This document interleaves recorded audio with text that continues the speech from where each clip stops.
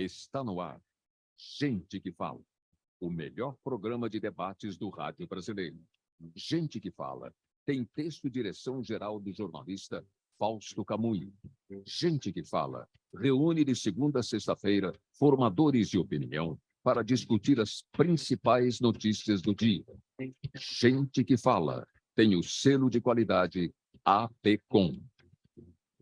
Olá, olá, boa tarde. O programa Gente que Fala está começando ao vivo pela Rádio 365, a sua rádio de todos os dias, transmissão também pela UTV, a TV da internet e pelas redes sociais, Instagram, Facebook, nosso canal no YouTube, tudo no ar, tudo ligadinho, tudo à sua disposição para você acompanhar a nossa jornada de hoje. Até 13h a gente quer você por aí, curtindo, comentando, compartilhando a nossa transmissão. Participe também aqui fazendo perguntas aos nossos entrevistados. A interação é muito bacana. 973350038 é o WhatsApp. 973350038. 12:01 agora. Eu sou o Mauro Friesman. É quinta-feira, você conhece o nosso espaço por aqui. Está no ar o Gente do MPD que Fala, parceria nossa com o Movimento do Ministério Público Democrático, o apoio da Câmara Brasileira de Diagnóstico Laboratorial e do escritório Nasser Rajab Advogados Associados. Vamos então aqui colocar em campo, vamos escalar o nosso time que vai debater, que vai analisar todos os temas por aqui propostos na tarde de hoje. Dr. Roberto Liviano, procurador de Justiça, escritor, palestrante, ele integra a Academia Paulista de Letras Jurídicas, é presidente do Instituto Não Aceito Corrupção e vice-presidente do Movimento do Ministério Público Democrático. Procurador Liviano, uma boa tarde, tudo bem?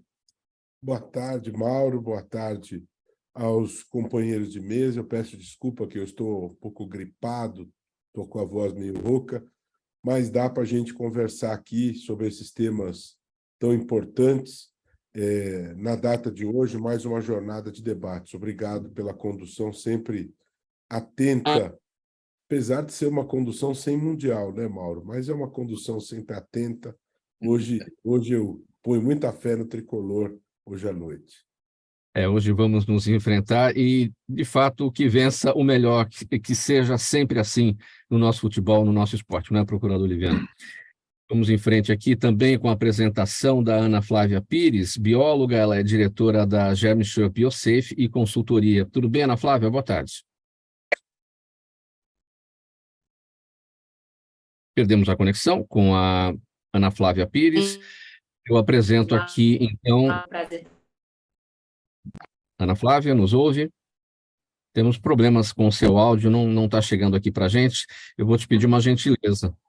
Se você puder sair da conexão e voltar, aí pode ser que o nosso sinal aí melhore dali para frente. Vamos seguir, então. Dr. Nasser Rajab, advogado, vice-presidente da Câmara de Comércio e Indústria do Mercosul e Américas, também sócio do escritório Nasser Rajab Advogados Associados, um dos nossos apoiadores aqui do programa Gente do MPD que Fala todas as quintas-feiras. Tudo bem, doutor Nasser? Bem-vindo, boa tarde.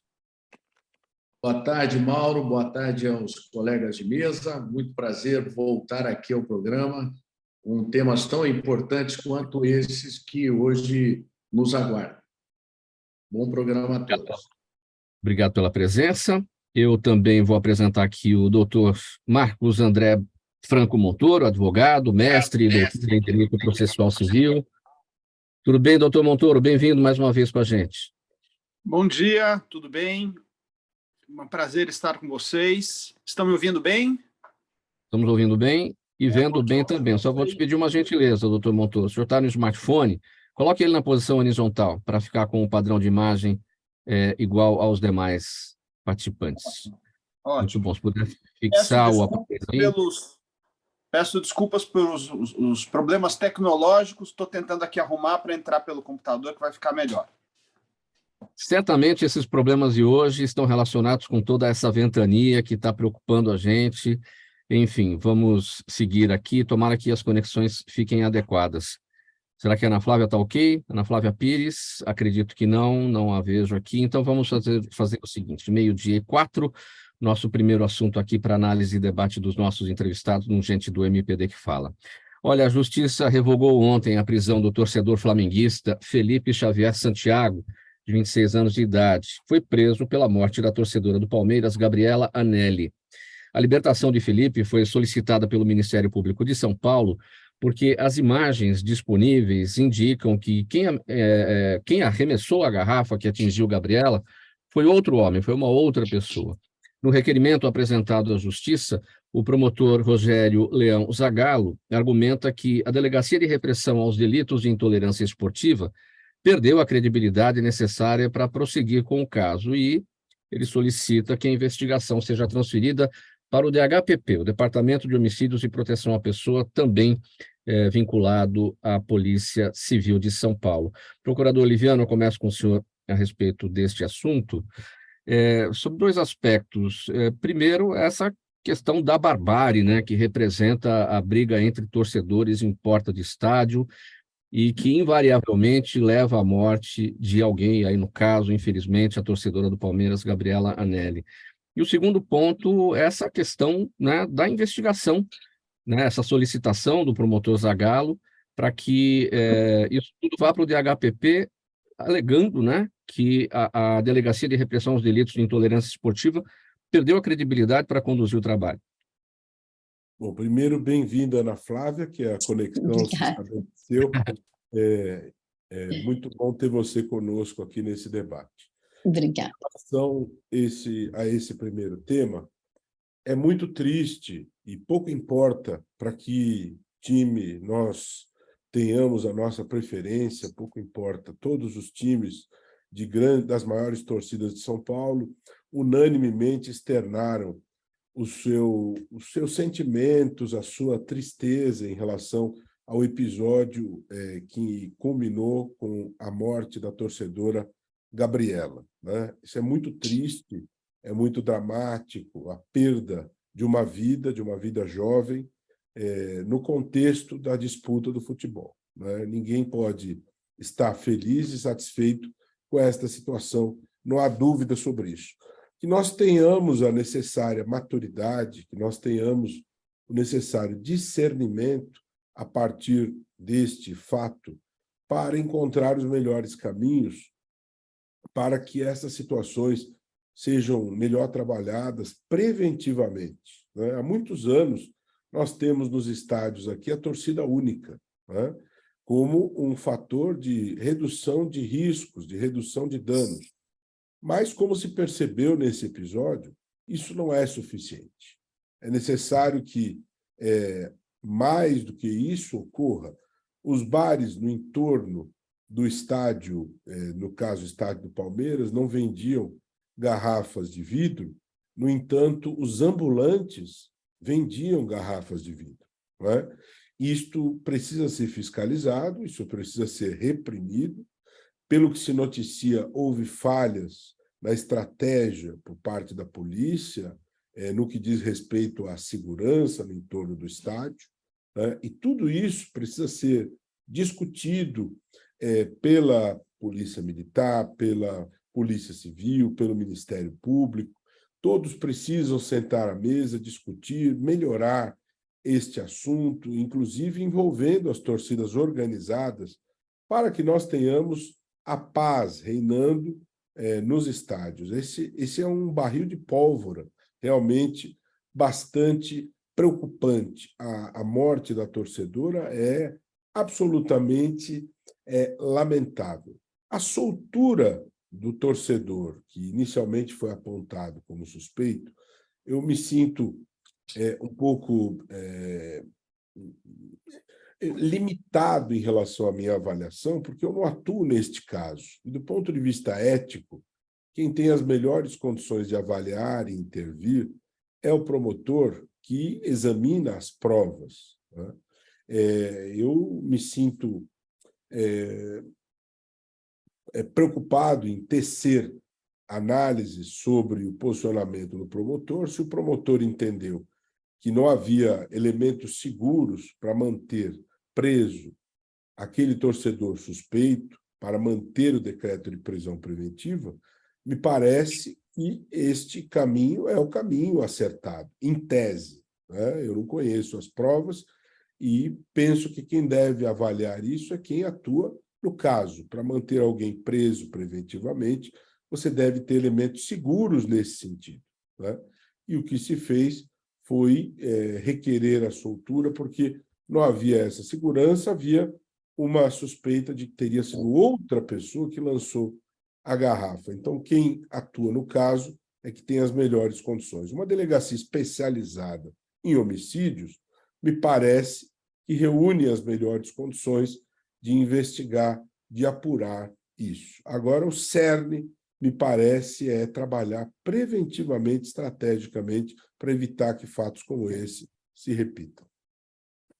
Doutor Montoro, a sua observação, sua percepção sobre esse tema, o ponto de vista da tragédia, né, da perda de uma vida jovem de 23 anos de idade, no caso aí a Gabriela, torcedora do Palmeiras, e esses pontos levantados pelo procurador Liviano, a necessidade, claro, da fiscalização ali no entorno de todo e qualquer estádio com relação às garrafas de vidro, mas, acima de tudo, a punição de quem precisa ser punido pela morte da torcedora, né? Bem, eu vou mudar um pouco o enfoque, vou sair da área do direito penal, que o doutor Roberto já mencionou de forma brilhante, e vou tentar explorar um pouco a questão do lado preventivo, que o doutor Roberto também mencionou.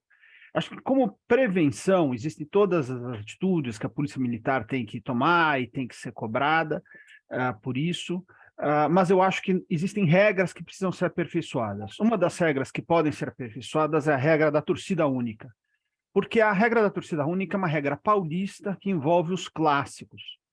Se você for, por exemplo, na Argentina, a regra da torcida única que existe lá há 10 anos é para todas as partidas da primeira divisão, talvez da segunda, mas eu sei da primeira divisão, que lá eles não têm os estaduais, mas a primeira divisão lá tem 28 equipes, então joga ao longo do ano inteiro 54 partidas, 27 em casa, 27 fora. Não tem torcida visitante, só tem torcida visitante nos estádios na Argentina quando é partida internacional, Libertadores ou Copa Sul-Americana.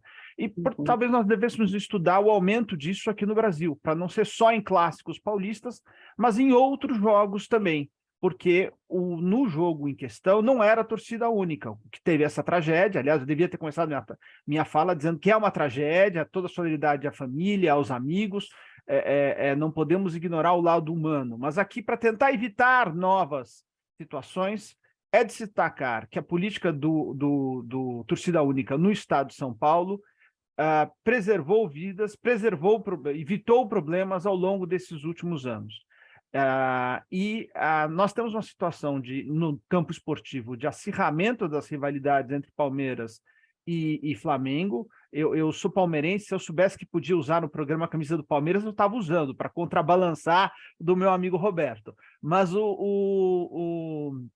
sou palmeirense e faço minha análise sem paixões clubísticas aqui, porque acho que nesse tipo de situação, apesar de ter sido do lado de fora do estádio, o clube deveria ser punido, não só os dois envolvidos, né?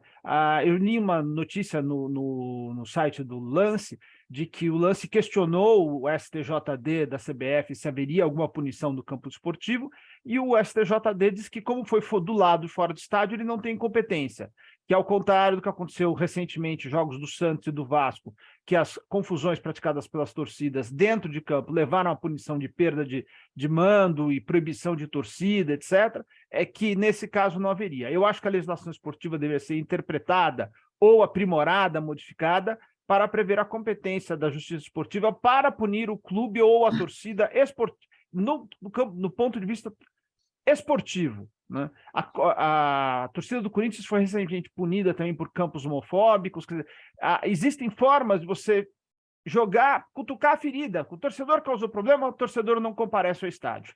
Eu acho que vai punir os torcedores bons? Vai, mas vai ajudar os torcedores bons a controlar, vai ter argumentos para que as próprias torcidas organizadas evitem essas questões. Então, acho que, do ponto de vista preventivo, a minha sugestão, uma melhoria da legislação desportiva, talvez repensar e ampliar a torcida única para envolver também clássicos estaduais de alto risco, como Palmeiras e Flamengo, que a rivalidade esportiva cresceu muito nos últimos anos.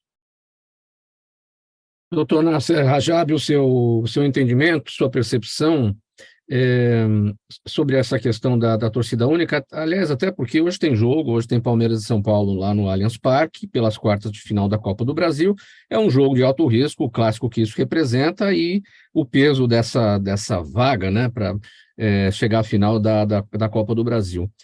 Hoje a torcida é única lá? O senhor tem essa informação? Eu desconheço. Doutor Nasser.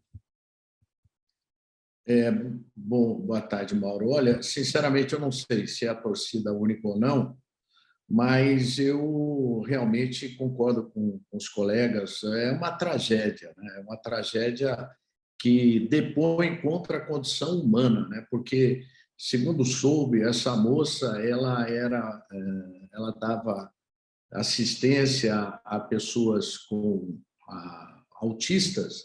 Ela trabalhava, né, justamente cuidando de autistas para que ela tivesse condição financeira de depois assistir o jogo, que era, obviamente, uma apaixonada pelo futebol. E, lamentavelmente, uma tragédia, né, de barbárie humana que ceifou a vida dessa jovem. Sinceramente, eu não acho que a torcida única seja uma saída dos tempos atuais, né? Eu acho que seria até, talvez, um reconhecimento da nossa incompetência de lidar com o problema. Eu acho que, por exemplo, o reforço da segurança, uma segurança realmente eficaz para proibir uma arma dentro do estádio, que é uma garrafa de vidro, é uma arma. Isso é sabido por qualquer pessoa minimamente informada. Então, isso deveria ser reprimido, de fato. E a torcida única, exatamente acaba punindo aqueles que querem se divertir e acabam destruindo aquele clima, né, gostoso, bonito, de torcida antagônica, que é isso que me parece faz parte do futebol.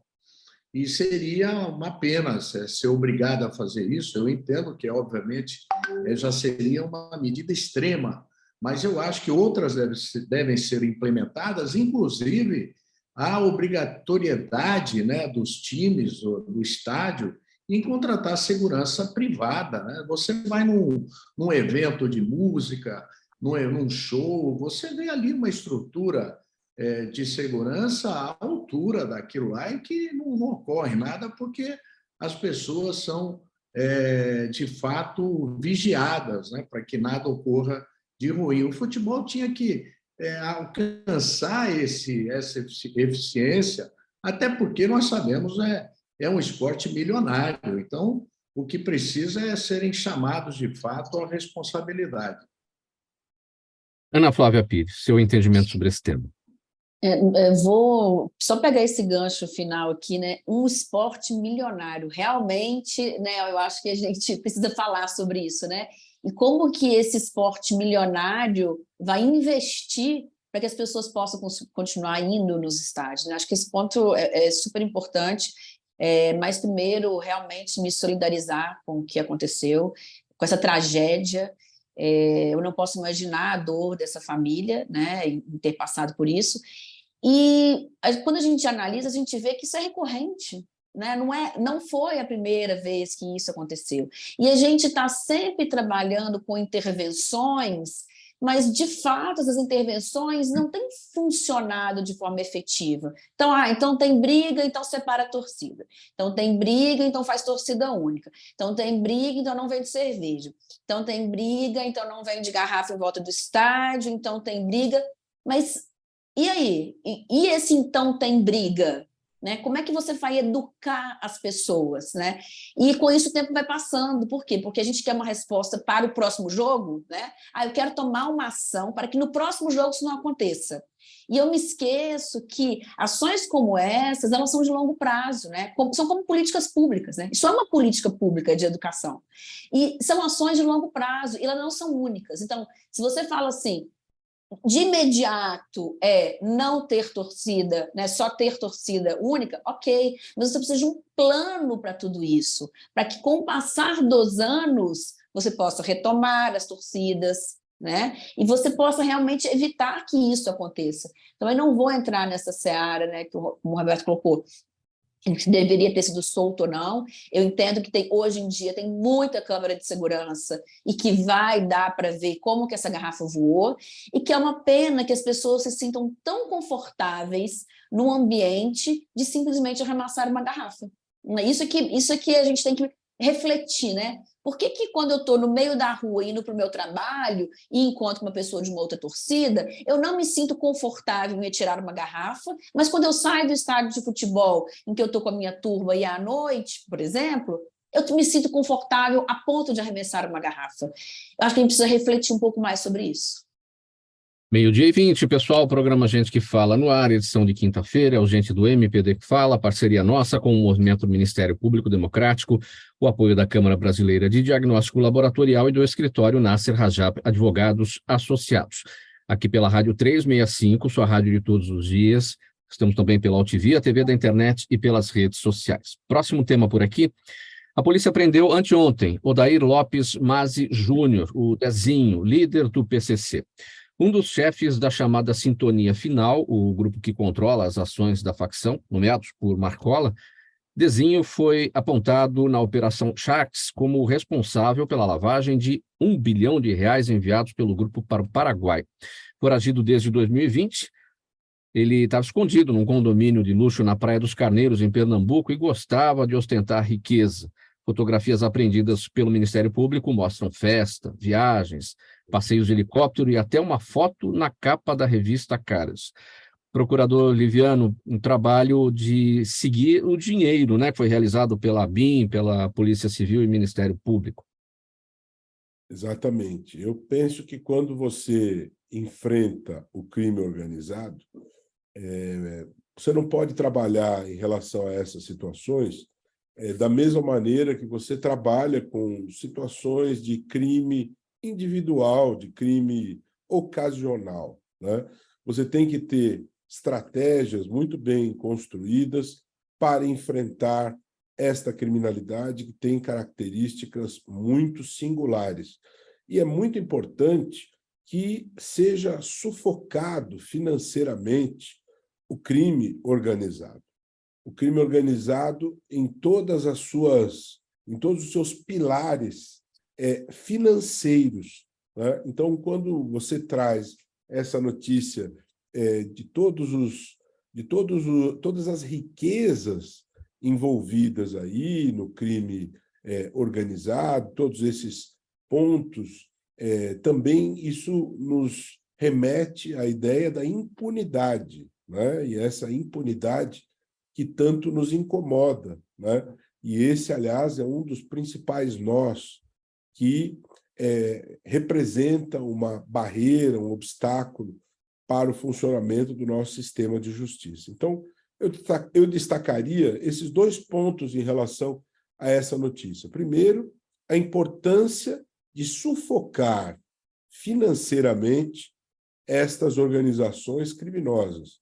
Em segundo lugar, a necessidade de termos como norte fundamental o enfrentamento da impunidade. Nós temos muita impunidade ainda em relação ao crime, e essa impunidade ela gera descrédito no sistema de justiça, e é necessário que nós enfrentemos este problema. Como reverter esta impunidade? Como termos uma resposta melhor em relação aos processos? Precisamos revisar algumas rotinas, precisamos fazer uma reforma judiciária, como atingirmos resultados melhores e mais eficientes. Me parece ser extremamente importante. E, mais uma vez, o assunto da educação, que a Ana Flávia colocou com extrema pertinência e talento em relação ao primeiro assunto, quando nós temos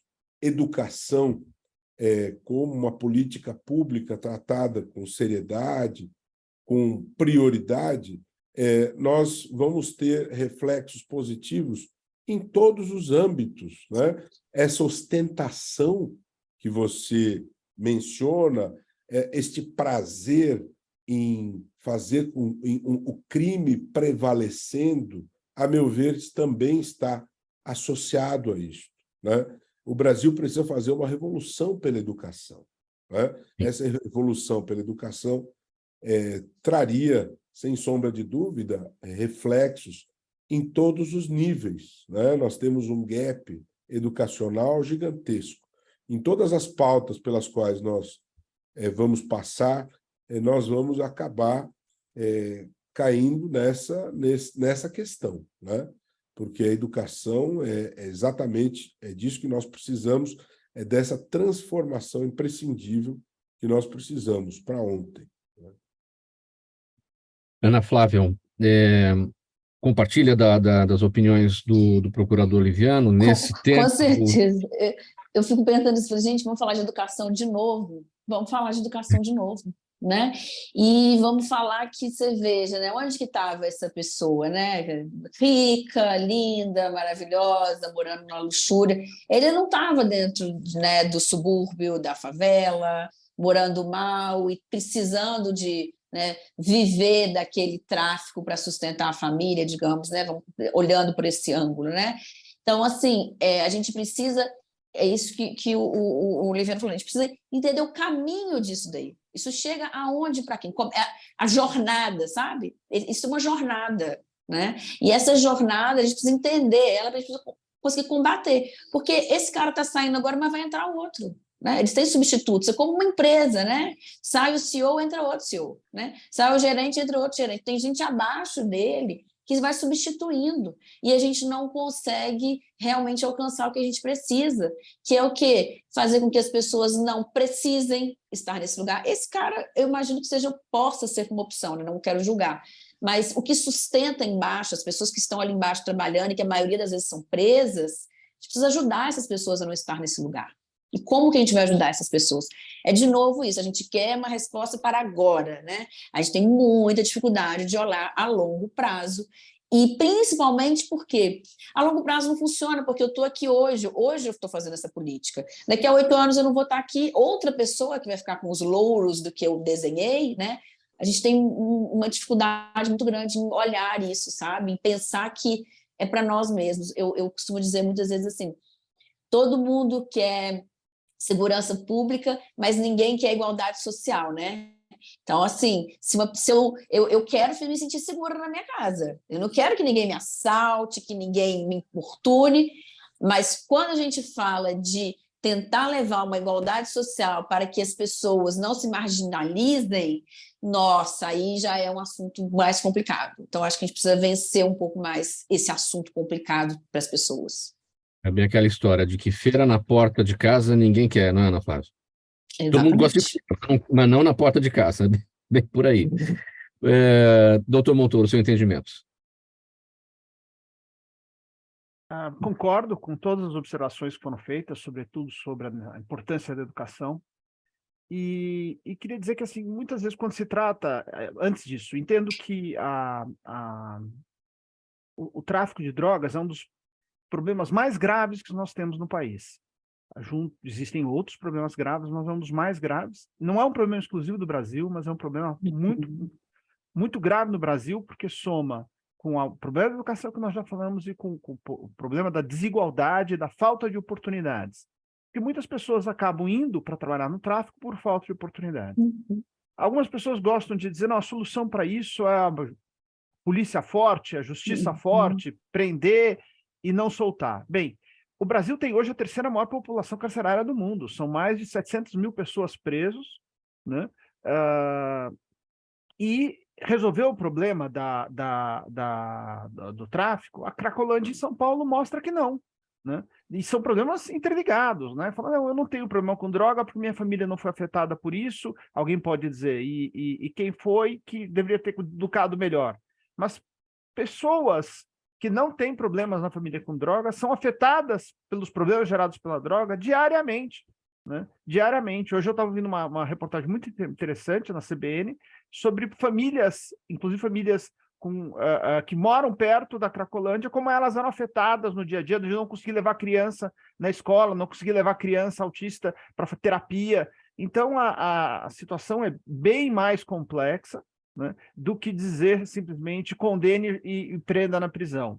Não estou dizendo que não é para prender e botar na prisão. Não é isso que eu estou dizendo. Estou dizendo que a solução não é só essa, porque isso está sendo feito né? O Brasil tem 700 mil presos, e acho que se tivesse mais cadeia, teria mais gente presa ainda, porque tem mandado não cumprido, tem gente que consegue fugir, como foi o caso dessa pessoa que agora foi presa. Estamos aqui diante daqueles problemas que não são apenas policiais, são problemas sociais e que precisam ser atacados com educação, né? De novo, estamos nisso, como destacou agora há pouco o procurador Liviano, todos os temas que a gente passar, a gente vai acabar caindo nessa situação da educação. Doutor Nasser Rajab, seu entendimento. Veja, ratificando o entendimento dos colegas, mas chamando a atenção por uma questão que me parece que, no caso, é pontual, né? Porque tratar da segurança pública como um todo, eu acho que todos esses temas são bastante pertinentes, né? Especialmente educação. Ocorre que nós estamos diante de um crime, de uma organização criminosa que é reconhecida no mundo inteiro e funciona no Brasil de forma absolutamente crescente, né? Então, infelizmente, me parece que o Estado brasileiro ainda não foi capaz de enfrentar de verdade este problema, justamente de combater uma estrutura que está enraizada hoje nas diversas esferas do poder. Eu acho que isso é um problema emergencial e fundamental que o Estado brasileiro enfrente, de fato, esse problema.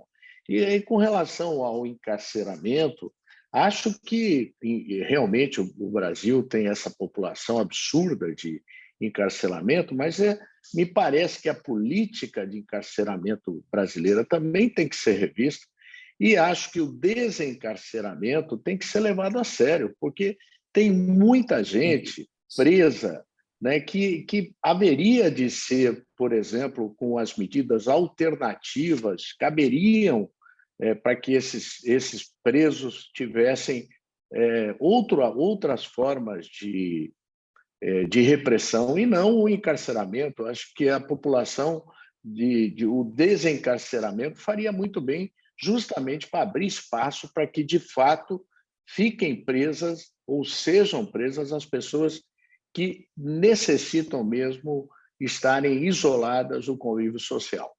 É uma missão hercúlea, mas ela precisa ser feita. 12h32, programa Gente que Fala dá uma paradinha por aqui. Hoje, quinta-feira, a gente do MPD que Fala, parceria nossa com o Movimento do Ministério Público Democrático, o apoio da Câmara Brasileira de Diagnóstico Laboratorial e do escritório Nasser Rajab Advogados. É aquela paradinha breve para o intervalo, mensagem do nosso apoiador, e a gente volta em seguida com a sequência dos temas por aqui. Até já. Os melhores trabalhos de comunicação nunca abrem mão de um excelente instituto de pesquisas. A Orbis é um instituto de pesquisas que une precisão e confiabilidade estatística com a mais alta tecnologia em pesquisas do mercado. Na sua próxima pesquisa, se eu fosse você, chamava Orbis. Até porque o sucesso é consequência direta da informação que você tem e o que você faz com ela. Já estamos de volta, faltando 27 minutos para 13h, aqui pela Rádio 365, a sua rádio de todos os dias, também transmissão pela OTV, a TV da internet e pelas redes sociais.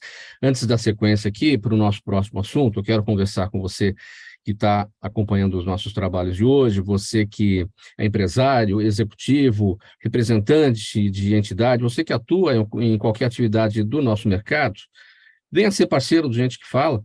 Faça como o Instituto Orbis de Pesquisa, um dos nossos parceiros, você acompanhou a mensagem aí no nosso intervalo, o Movimento do Ministério Público Democrático, que está com a gente hoje, todas as quintas-feiras, por aqui nesse espaço, a Câmara Brasileira de Diagnóstico Laboratorial, também um dos nossos parceiros, o escritório Nasser Rajab Advogados Associados, enfim, é um monte de gente participando aqui, trazendo a sua marca, trazendo as suas opiniões aqui para o nosso programa Gente que Fala, para te levar informação, para ajudar na sua formação da opinião também. Venha ser parceiro do programa Gente que Fala, estamos no ar há 22 anos, falando para o mundo inteiro aqui pela internet, trazendo convidados de altíssimo nível e autoridades de todos os setores. 50 52 55 55 é o telefone para você conhecer todas as possibilidades de parceria com a gente, porque o programa Gente que Fala quer anunciar a sua marca e o nosso público, a nossa audiência, quer prestigiar a sua marca, quer utilizar o seu produto. Dando sequência aqui nessa edição do Gente do MPD que Fala de hoje, vamos falar um pouco de saúde, porque a Agência Nacional de Vigilância Sanitária publicou recentemente a resolução da diretoria colegiada que amplia o acesso da população a testes rápidos em farmácias, como os testes point of care ou de triagem laboratorial, que já haviam sido permitidos nestes estabelecimentos, né, nas farmácias, durante a pandemia. Segundo especialistas, a mudança da norma agora representa uma evolução significativa nos requisitos sanitários para análises clínicas ao introduzir normas abrangentes e atualizadas.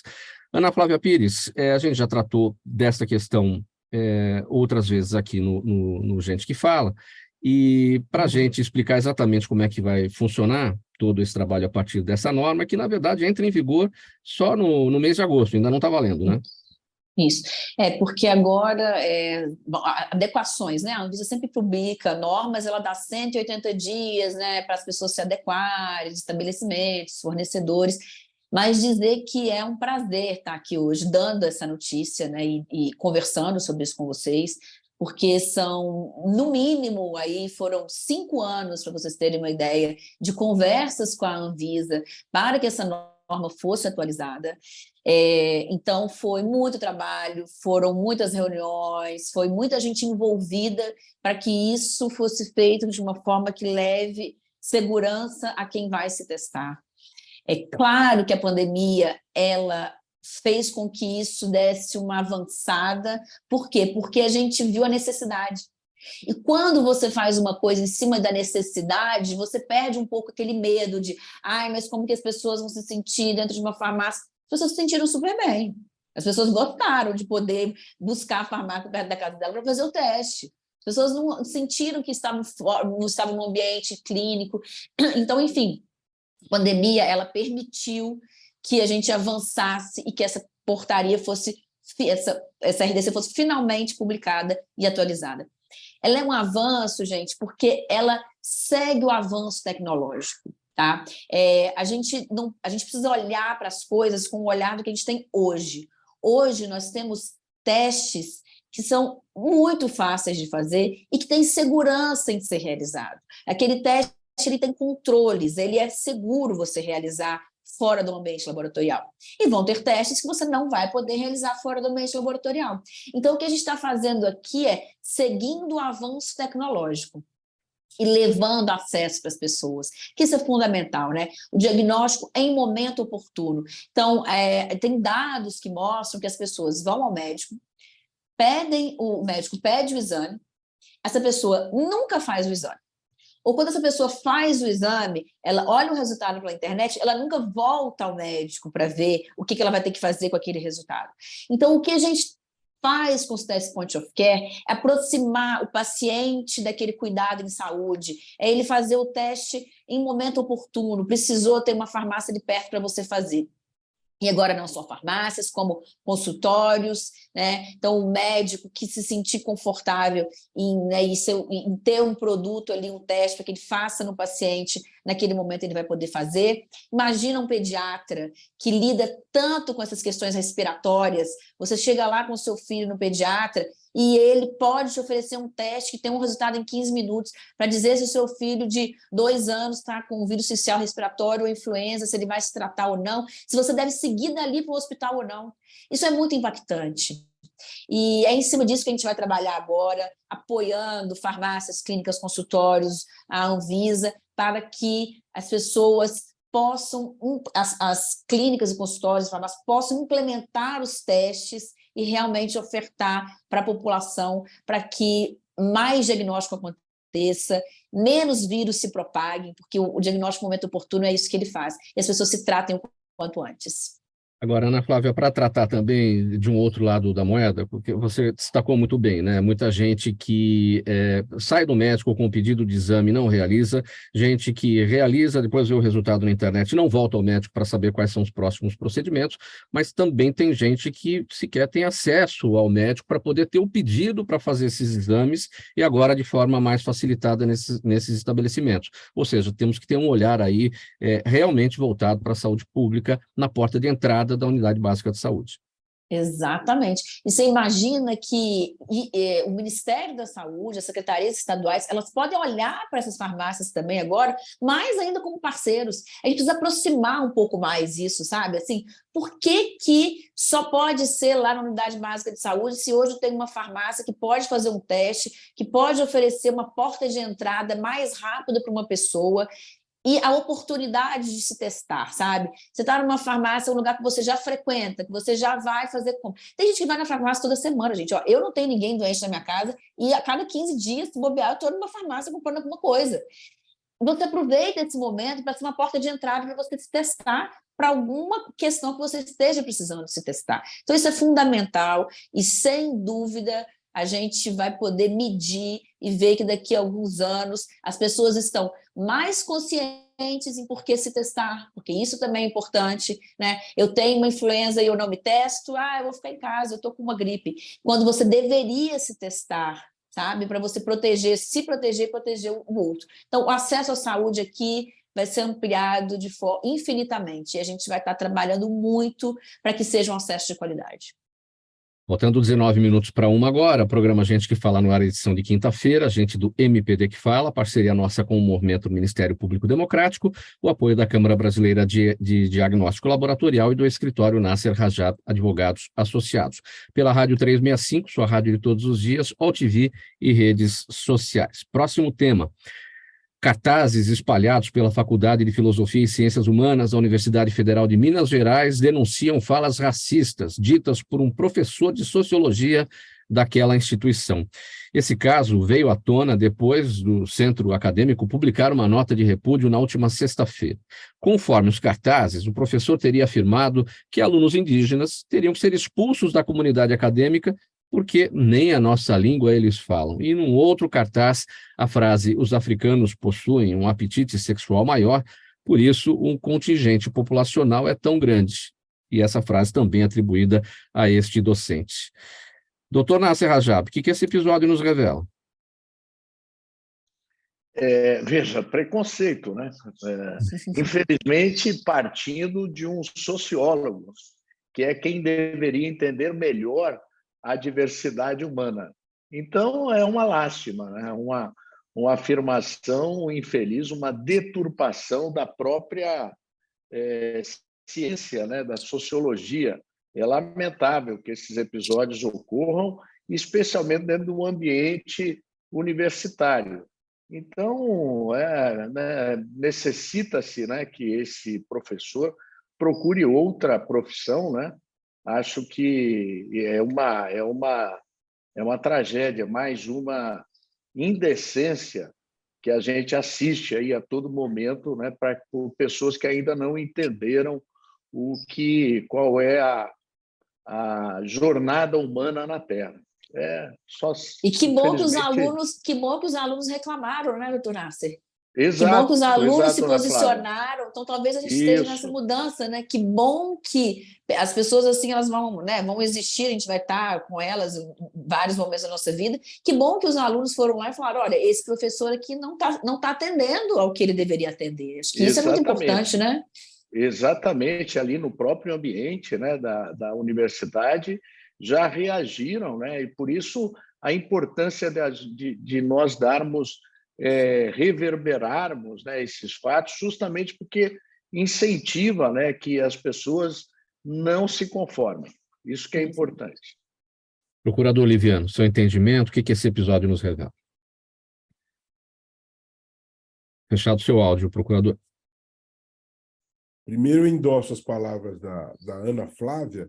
Ainda bem que os alunos tiveram a coragem de se posicionar. Isso é um dado muito relevante, muito importante, sendo que nós observamos que, infelizmente, o racismo o preconceito, o racismo, é um problema muito grave, muito sério e mundial, né? Nós temos no Brasil ainda situações muito graves de racismo, mas não ocorre só aqui, né? Recentemente nós tivemos aquele episódio gravíssimo, horripilante, dramático, envolvendo o jogador Vinícius Júnior no estádio da Espanha, em que grande parte do estádio urrava palavras racistas, né?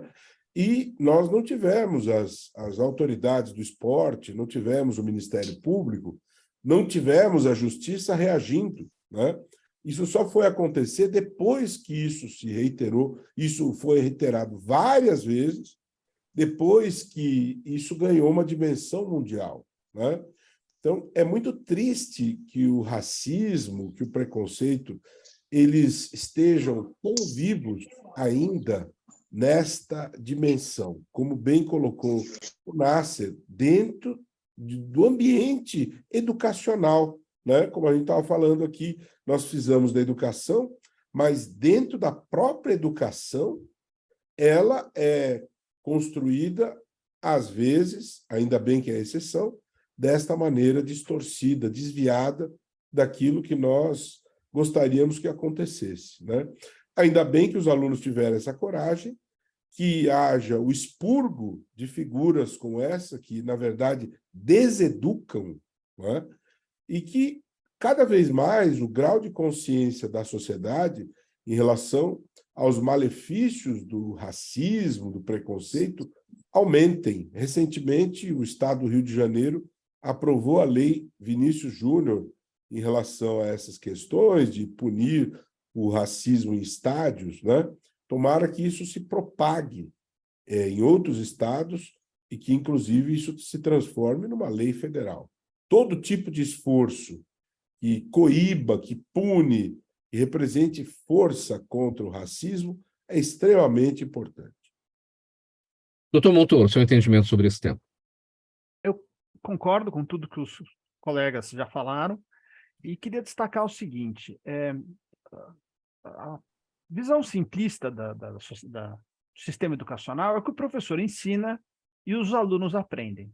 Na verdade, existe uma troca entre alunos e os professores, né? Os professores mais experientes gostam de dizer que aprendem muito com os alunos. Nesse episódio, quem deu a aula foram os alunos. Os alunos, e aqui principalmente, acho que o Centro Acadêmico, né? Centro Acadêmico Lélia Gonzalez, né? Da Faculdade de Filosofia e Ciências Humanas, da UFMG, deram a divulgação devida a esse episódio lamentável, né? Lamentável, como meus colegas de programa já salientaram, e de forma criativa, né? De forma criativa, com os cartazes, com as frases absurdas do professor, que saiu fotos na imprensa, e de forma muito... devem ter sido aconselhados juridicamente por um advogado. Aqui vou puxar a brasa para a minha profissão. Porque eles não divulgam o nome do professor. Eles dizem, é um professor de sociologia, porque a importância da divulgação do nome do professor é uma importância interna à universidade, para a universidade apurar e tomar as eventuais medidas cabíveis. Para a sociedade em geral, é importante dizer, aconteceu esse fato, as frases foram estas, olha que absurdo, mas eu não preciso saber se foi o professor Antônio, Manuel ou Pedro, ele já vai ser punido internamente. Então, eu acho que a nota da universidade, pelo menos a imprensa não divulgou o nome, me parece que a nota do centro acadêmico, melhor dizendo, não divulgou o nome do professor, diz, aconteceu esse episódio. Não vou dar o nome aos bois, eu acho que não precisava mesmo dar os nomes aos bois. Então, aplaudo a reação dos alunos de forma inteligente, responsável e criativa. Mostrando para a sociedade, isso ainda existe até dentro da universidade. Temos que combater sempre.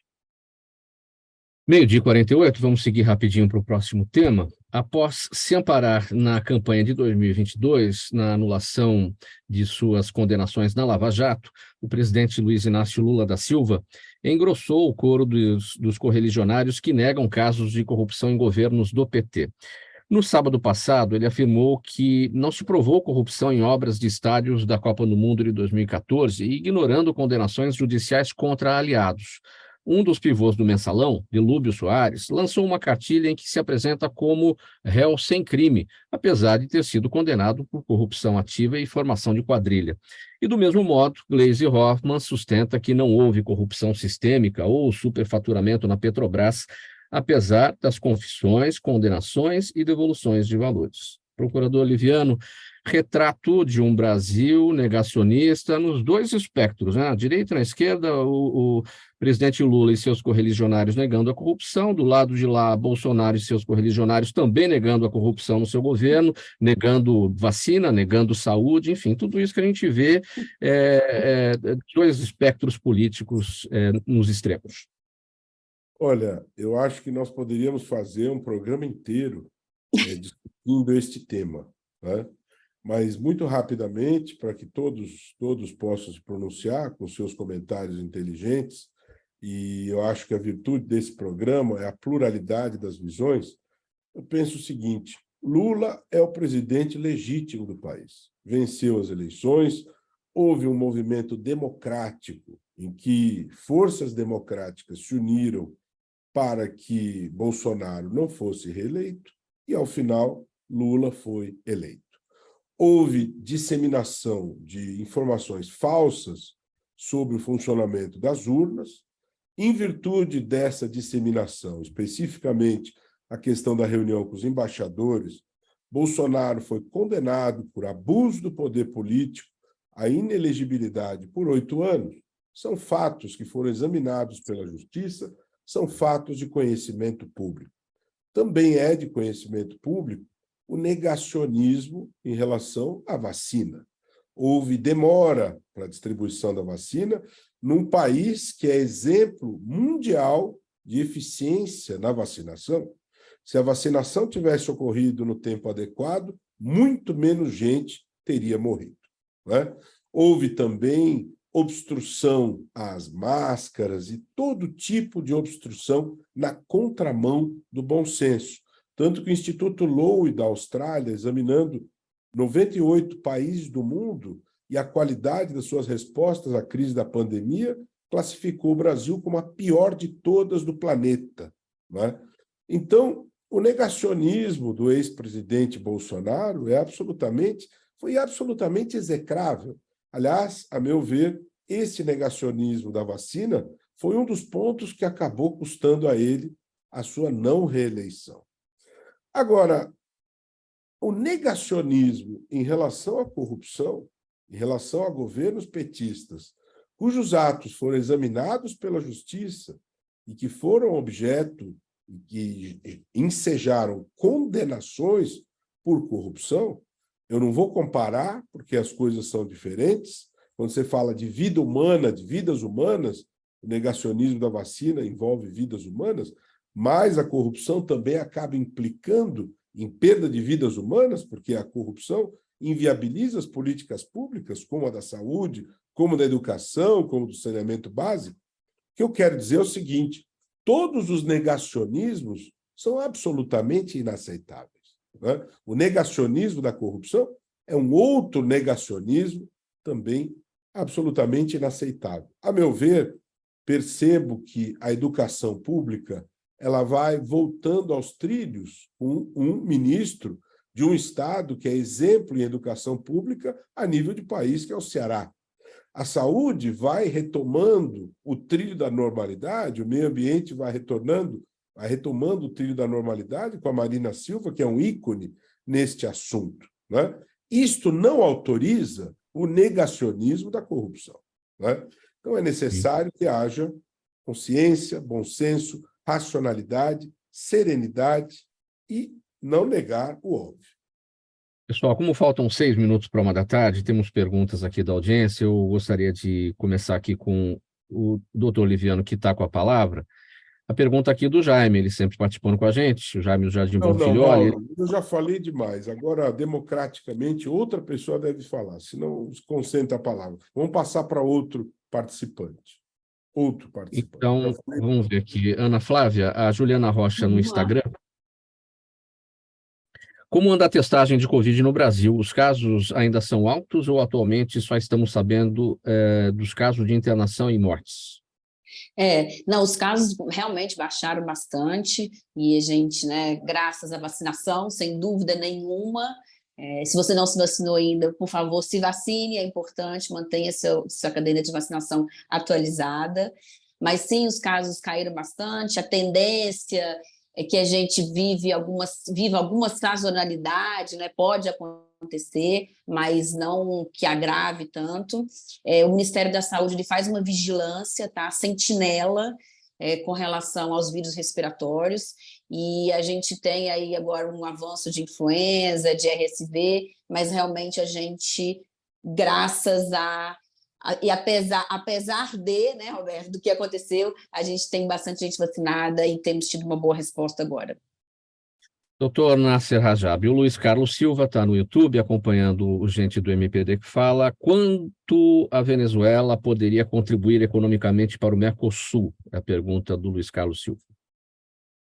A Venezuela é um dos maiores produtores de petróleo do mundo, é um país vizinho, irmão, já integra o Mercosul, está temporariamente suspenso do Mercosul por conta da questão política interna, situação que, infelizmente, perdura, né? Seria muito importante que a Venezuela restabelecesse aí os seus marcos democráticos e voltasse a atuar, né? A estar ativa dentro do Mercosul, porque é um grande parceiro econômico e é uma lástima, né, que o Brasil, o Mercosul, não possa usufruir desse potencial que é a Venezuela e toda a economia que poderia ser bastante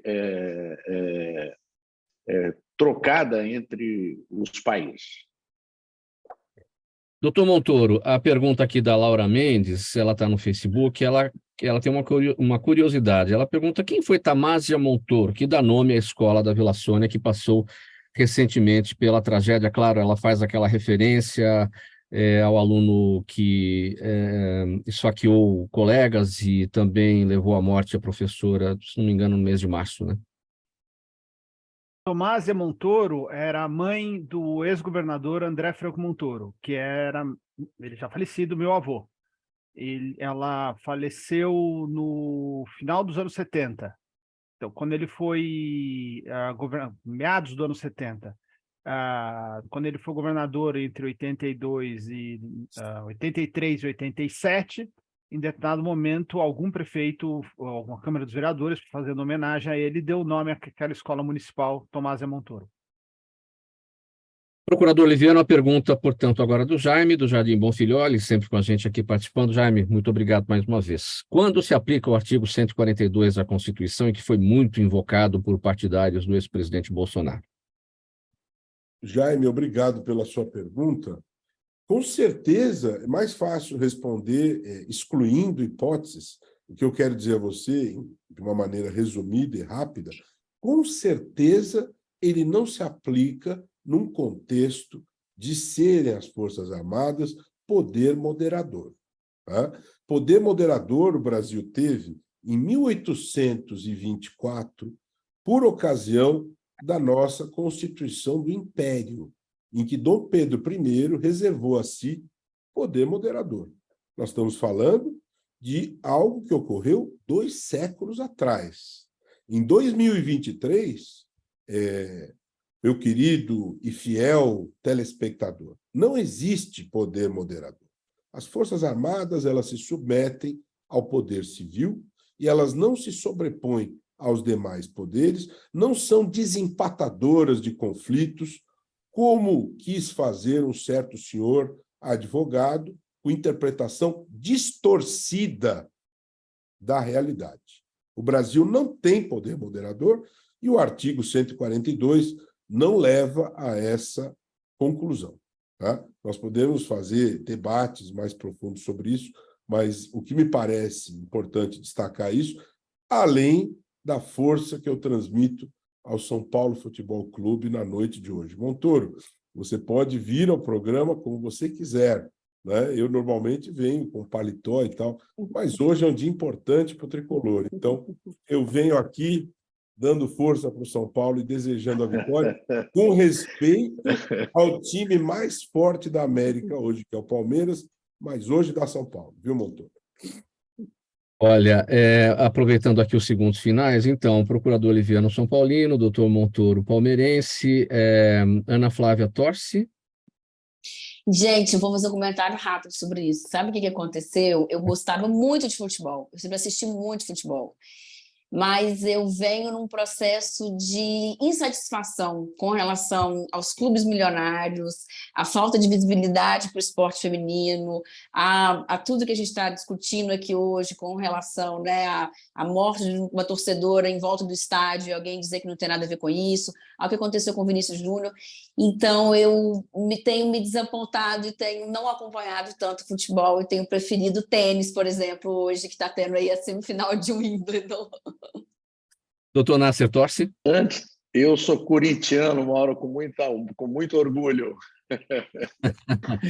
Bom, gente, vamos colocar um ponto final, nosso tempo esgotado aqui, ponto final nessa edição do Gente do MPD que Fala, parceria nossa com o movimento do Ministério Público Democrático, o apoio da Câmara Brasileira de Diagnóstico Laboratorial e do escritório Nasser Rajab Advogados Associados. Um agradecimento a todos pela participação em nome da equipe do programa Gente que Fala, doutor Roberto Liviano, procurador de Justiça, escritor, palestrante, São Paulino, membro da Academia Paulista de Letras Jurídicas, presidente do Instituto Não Aceito Corrupção, vice-presidente do movimento no Ministério Público Democrático. O advogado Dr. Marcos André Franco Montoro, palmeirense, mestre e doutor em Direito Processual Civil, a bióloga Ana Flávia Pires, diretora da Germsure Biosafe Consultoria, agora apreciando o tênis, e o Dr. Nasser Rajab, advogado, corintiano, vice-presidente da Câmara de Comércio e Indústria do Mercosul e Américas e sócio do escritório Nasser Rajab Advogados Associados. Uma boa sorte aí para Palmeiras e São Paulo na noite de hoje, aí na disputa da vaga na semifinal, para a próxima etapa, né? A semifinal da Copa do Brasil. Programa Gente que Fala, realização da ABCOM, apresentação minha, Mauro Friesman, pauta e redação do Pedro Esquiavon, Zenilda Salvato, nossa diretora de produção, jornalista Fausto Camunha, nosso diretor-geral, você espectador, você ouvinte, sempre a razão da nossa presença aqui todos os dias. Hoje não temos o Lucas Neto, aqui pela Rádio 365, agora você fica com a nossa programação musical, aqui na sua rádio de todos os dias. A gente se despede por aqui, voltando amanhã, a partir do meio-dia ao vivo, pela 365, AltV TV da internet, pelas redes sociais. 1h, 2 minutos. Tchau, uma boa tarde a todos.